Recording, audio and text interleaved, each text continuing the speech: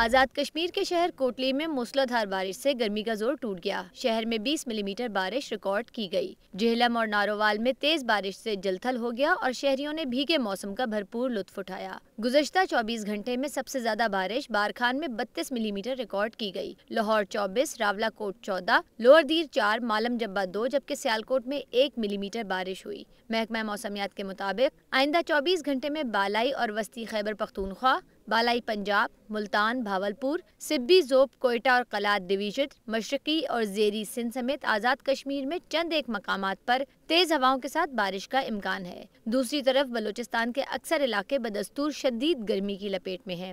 دالبندین میں درجہ حرارت 47 اور سبی میں 45 ڈگری سینٹی گریڈ ریکارڈ کیا گیا۔ پشاور 42، اسلام آباد 40، مری 25، لاہور 39، کوئٹہ 37، کراچی 36، ملتان 43، جبکہ مظفر آباد میں زیادہ سے زیادہ درجہ حرارت 39 ڈگری سینٹی گریڈ رہا۔